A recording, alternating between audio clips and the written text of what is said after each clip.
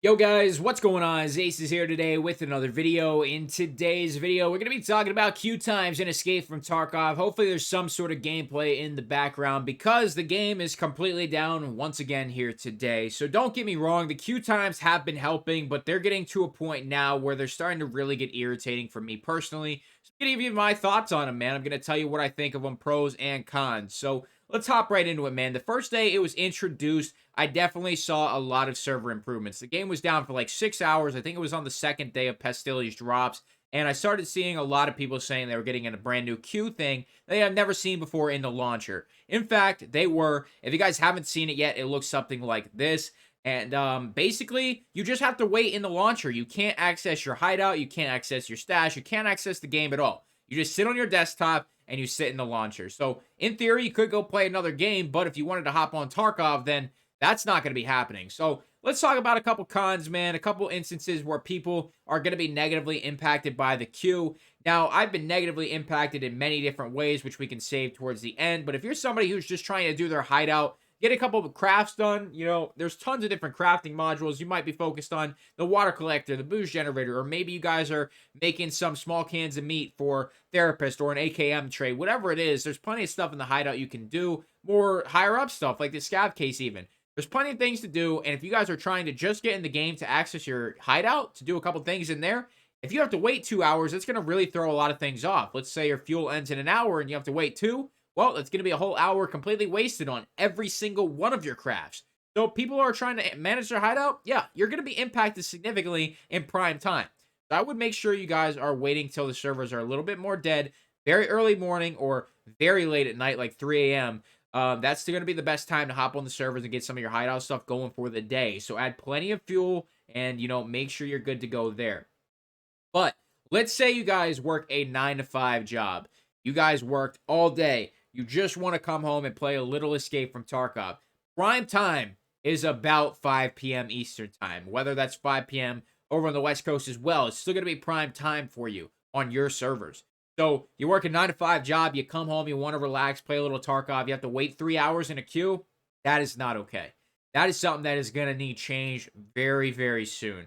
The fact that you have to wait 3 of your maybe 4, 5, 6 hours of free time you might have each day, you have to wait half of that just to get in the game, to maybe still have server issues after that and still have a really shitty night of raids.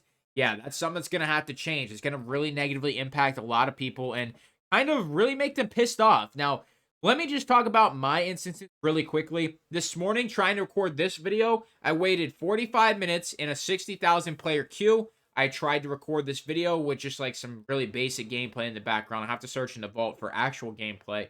But I tried to record this video and the servers just fucking crashed like after 20 minutes and now they're completely down with the 106 115 or whatever the fuck the error code is, the one we always get. The game's just completely down. So I waited 45 minutes, tried to record the video, servers went down in the video. So, I wasted a whole hour. Just straight up wasted an hour. That's one instance. Another instance was either yesterday or 2 days ago. I was in the primest of prime time in the queue. I was at 140,000. I waited 3 hours to hop in the game. The first raid I had, I died to a blatant cheater. I mean, super obvious. And then I had a couple more really shitty raids because that cheater kind of sets the mood for the day. You guys know exactly what I'm talking about if you play a lot of Escape from Tarkov. If you ever die to a cheater and you lose a decent kit, it ruins the day. It just straight up does. It's just a mental thing, and it just ruins the day. I had a really couple more shitty raids. I just did my hideout stuff and got off the game. Played 40 minutes, waited 3 hours. Was it worth it? Absolutely not. So, understandably, a lot of players upset with the queue. And honestly, man, the servers are still going down, and Nikita has already stated that Battle State is being attacked. They're being attacked on the server side of things, and that's completely understandable. If it is that reason that the servers are going down, then it is what it is. But if the servers are going down directly correlated to a queue issue to where the queue isn't even helping the server overload, then there's definitely a problem. They're either letting too many players in or they're not doing enough. And unfortunately, I hate to say that because Battle State does a really phenomenal job. They really try to keep us online at all times, and they're working their 100% hardest. And you guys know I'm always going to be pro Battle State, no matter what happens. No matter what happens, Battle State has done a phenomenal job in keeping the game online and adding new content and actually caring. So whether you hate them or not, it doesn't matter. They're trying their best.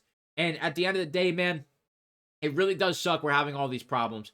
The fact that there is a queue is definitely a good thing. I mean, I'm pro queue at the end of the day. Unfortunately, I definitely sound negative about it. But listen, what if it's a thing to keep the game online? What matters is that keeping the game online. If they're getting DDoS, if they're getting server attacks, it is what it is. There's nothing I can do about it. But listen, if it's keeping the game online and providing some sort of stability, it matters, okay? You don't want to load into a fucking raid and lose your sit case with 5 million worth of keys, all right?